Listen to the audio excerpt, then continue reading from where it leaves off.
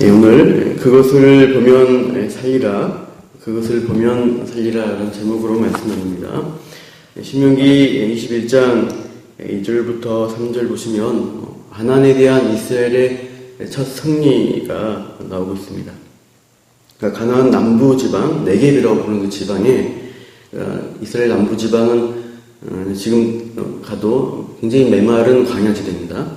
그곳에 이제 거주하는 가나안 아랏 왕이 있었는데, 이 왕이 이스라엘을 기습한 것 같습니다. 그래서 이제 몇 사람들을, 이스라엘 사람을 사로잡아 간 것이죠. 이에 2절 보시면 이제 이스라엘이 여호와께 서원하여 기도합니다.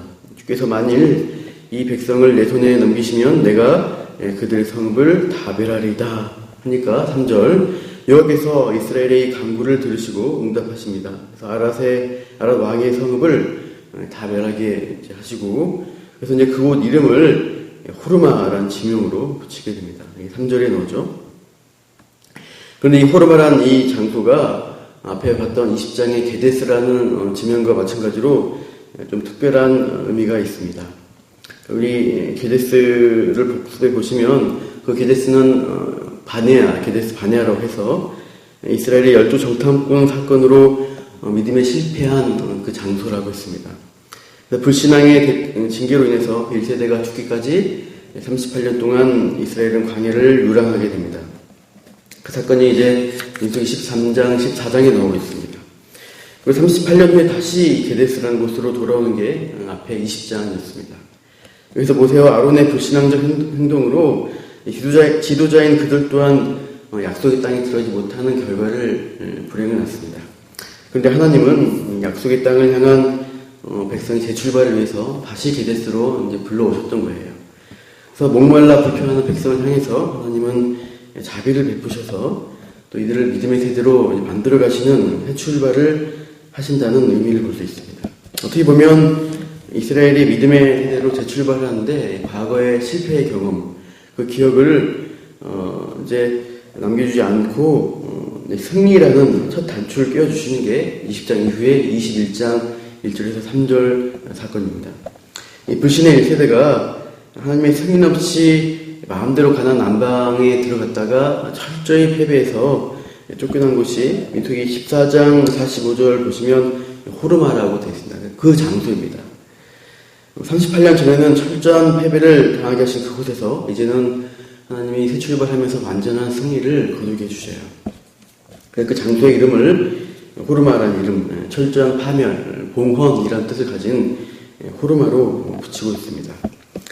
이렇게 승리의 기억으로 하나님이 시작하시는데, 그 다음에 4절에서 9절 보시면 또 이스라엘이 다시 이제 원망불평하는 사건이 나옵니다. 또 이것을 통해서 회복하시는 것이 그 과정이 매우 중요한데요. 가나안 남방 에돔을 관통하는 왕의 대로라는 편한 길이 있는데 그 길을 에돔 왕이 못 가게 하니까 이스라엘은 남쪽을 향해서 홍해길을 돌아서 그러니까 에돔 땅을 우회해서 가나안 동편 땅으로 들어가게 됩니다. 그러나 그 가는 길이 너무 힘든 것이죠. 그래서 마음이 상했다라고 되어 있습니다. 지금 그곳에 보면 지금도 틴나라는 고대의 구리 광선이 남아 있습니다. 그러니까 그 지역 자체가 구리와 철광 성분이 많아서 그 땅이 굉장히 붉어요. 그리고 이제 햇살이 비치면 굉장히 뜨겁게 됩니다. 그래서 그것을 여행해 본 분들은 이스라엘 백성의 그 상한 심정이 이해가 된다라고 할 정도입니다. 마음이 상할 정도로 힘든 여정은 사실입니다. 그렇다고 해서 또 그 불평, 불만의 레퍼토리가 또 이때 나오는 것은 시기적으로 좋지 않습니다. 이제 믿음의 세대로 약속의 땅에 입성하기 직전인데 또 이제 누군가 입에서, 이스라엘 백성 중 누군가 입에서 옛 기억을 떠올리며 불평, 불만의 투정이 시작돼요. 5절 보십시오. 백성이 하나님과 모세를 향하여 원망합니다. 어찌하여 우리를 애굽에서 인도해내어 이 광야에서 죽게 하는가? 이곳에는 먹을 것도 없고 물도 없도다. 당연합니다. 메마르고 험악한 길을 둘러가는데 당연히 물이 없고 먹을 게 없죠. 땅을 보면 그렇습니다. 그러나 하늘을 보면 어때요? 하나님이 기적적으로 여전히 하늘에서 만나를 내려주셔서 그 엄청난 200만 명의 이스라엘 백성을 먹여 살리시고 계십니다. 땅을 볼 때는 먹고 살 소망이 없지만 하늘을 볼 때는 살 수 있는 소망을 주시고 있어요. 그런데 불평, 불만이 가득해지니까 그 만나를 향해서도 어떻게 평가하냐. 그동안 우리를 살게 해준 그 기적의 만나에 대해 감사하긴커녕 5절 마지막 보십시오. 우리 마음이 이 하찮은 음식을 싫어하노라. 만나가 하찮다, 지겹다, 싫다 이렇게 평가절하하고 있어요.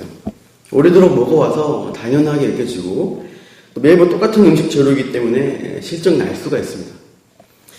그러나 지금 그곳이, 백성들이 있는 곳이 어디인가, 또 어떤 시기인가를 생각해보면 그렇게 말하면 안 됩니다. 지금 에돔 경계를 둘러가는 험악한 광야길입니다. 정말 아무것도 없어서 그냥 있으면 죽을 수밖에 없는 곳이에요. 그런데 하나님이 살려주시고 있는 방편이 만나라는 것을 기억해야 됩니다. 그리고 조금만 더 견디면 이제 적과 꿀이 흐르는 약속의 땅에 들어갈 수가 있어요. 광야가 아닌 농경지가 또 정착지가 있다는 것이죠. 그래서 그러한 소망을 가지고 지금 살려주시는 하나님에 대해서 감사해야 할 것인데 여전히 불평과 불신앙의 모습이 이스라엘 백성 가운데 터져나가고 있습니다. 그래서 이 원망 불평의 말은 하나님의 선하신 의도 또한 의심하게 만듭니다. 그러니까 이들의 말 보십시오. 5절에 보시면 중간에 어찌하여 우리를 애굽에 인도해 되어 이 광야에서 죽게 하는가. 하나님이 출애굽시켜서 해방하신 이유가 우리를 광야에서 죽게 하려고 하시는 것이다. 이런 식으로 하나님의 선하심을 왜곡하고 있습니다. 하나님은 나쁜 분으로 매도합니다.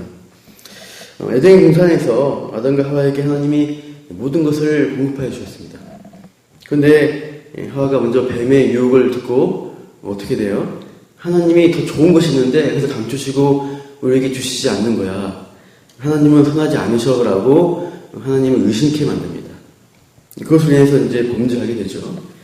우리도 주의해야 합니다. 우리 인생의 예정 가운데 하나님이 필요를 공급해 주십니다. 그리고 다음 코스로, 믿음의 코스로 인도해 가시는데 우리가 감사를 잃어버리고 원망 불평을 하고 있으면 우리가 하나님의 선하신 그 인도하심에 대해서 왜곡합니다. 매도합니다. 하나님은 나쁜 분이야, 나쁜 하나님이야 라고 우리가 불평 불만하게 되죠. 타락한 이후 죄인들이 그 반역의 죄를 계속 반복하는 거예요. 우리 하나님은 선하신 분이신 것을 우리가 믿음으로 고백해야 됩니다. 그래서 하나님은 이 불뱀으로 이 원망한 백성을 징계하시죠. 그래서 불신하는 이스라엘 공동체를 혼란케 한 자들이 이 불뱀에 물려서 많이 죽게 됩니다. 그런데 이전과 다르게 백성들 가운데 이제 회개의 태도가 나타나게 됩니다. 7절을 보시면 우리가 여호와와 당신을 향하여 원망함으로 범죄하였습니다라고 합니다. 자신들의 죄, 범죄가 무엇인지를 깨닫게 되고 이제 죄에 대해서 고백하는 모습이 나타나죠. 불행 중 다행이라고 할 수 있습니다. 하나님의 도우심을 구하고 살려달라고 은혜 달라고 구하는 그런 기도의 장면이 이 백성들 가운데 일어납니다. 그러자 하나님은 8절과 같이 응답을 하시죠. 우리 8절 같이 읽어볼까요? 여호와께서 모세에게 이르시되 불뱀을 만들어 장대 위에 매달아라. 물린 자마다 그것을 보면 살리라. 이 불뱀, 독을 가지고 있어서 물다가 불같이 타는 고통을 당하다가 죽게 하는 독이 있는 뱀입니다. 이 뱀은 우리의 죄를 상징합니다. 죄의 독에 물려서 우리가 죽어가는 모습과 같습니다. 우리의 죄를 상징하는 이 불뱀을 모형으로 만들어서 장대에 달라는 것이에요. 첫 인류를 유혹해서 넘어지게 한, 타락하게 한 그 뱀의 형상인 것입니다. 사람들은 죄로 인해서 고통을 당하고 결국 분명한 죄의 결과는 죽음이라는 사실입니다. 아프고 죽어가는 현상, 우리의 인생의 생로병사, 죽음을 향해 나아가는 우리의 운명이 이 죄라는 독배를 마신 우리 죄인의 결과예요. 광야에서도 마찬가지로 그 죄의 말들로 인해서, 불평으로 인해서, 반역으로 인해서 그 불뱀의 독에 죽어가는 과정을 겪고 있습니다. 그러니까 이스라엘 백성들은 빨리 죽도록 실감나게 체험하고 있는 것이에요. 우리도 그런 상태에 있습니다. 이쪽은 마찬가지입니다. 그때 하나님은 그 죄의 상징물인 뱀을 노수로 이제 만들려고 하시죠. 그리고 장대에 달고 그것을 보기만 하면 살려주시겠다라고 약속하신 것입니다. 그래서 9절 보시면 모세가 노수로 이제 노뱀을 만들어서 장대 위에 높은 곳에 나무 위에 답니다. 그리고 그 뱀에게 물린 자가 모형을 보니까 하나님은 치유하시고 살려주시고 있습니다. 끝까지 보지 않은 불신한 사람들은 그 뱀의 독에 의해서 죽게 되었을 것이죠. 그러나 믿음으로 그 노뱀을 바라본 자들은 하나님 다 살려주셨다는 거예요. 이 노뱀은 인류의 죄를 대신 지시고 십자가에 달리신 예수님을 예표합니다. 죄의 상징물인 독을 품은 뱀으로서 우리의 죄를 담당한 죄인의 모습으로 예수님은 처절하게 나무 십자가에 달리셨습니다. 죄인 대신 죄의 형벌인 죽음을 당하셨고 그 대속의 복된 소식을 믿음의 눈으로 바라보는 자를 하나님이 살려주겠다 약속하신 것이죠. 우리에게 그 십자가의 은혜가 참 주어져 있습니다. 우리가 이 사건들을 볼 때 우리도 이제 감사하게도 죄로부터 해방되어 생명 얻게 해주셨다는 것, 정말 우리가 감사의 고백을 했으면 좋겠습니다. 믿고 보기만 해도 살려주신 그 은혜 붙들고 오늘도 이 참된 믿음의 여정을 원망의 불평의 죄, 반역의 죄와 싸우면서 감사하며 하나님 선하심을 기대하며 나아가는 그런 믿음의 여정을 살아가시기를 축원합니다. 기도하겠습니다. 하나님, 우리가 오늘 민수기에 믿음의 세대로 하나님이 새롭게 이루셔서 재출발하게 하시고 또 가난에 대해서 첫 승리를 거두게 해주신 것을 우리가 보게 됩니다. 그럼에도 불평불만하는 옛 죄를 향해서 하나님이 불뱀 사건을 통해서 그 노뱀을 볼 때 믿는 자에게 치유하시고 살려주시는 은혜를 베풀어 주십니다. 우리 또한 이 광야의 믿음의 여정을 살아가는 주의 백성들입니다.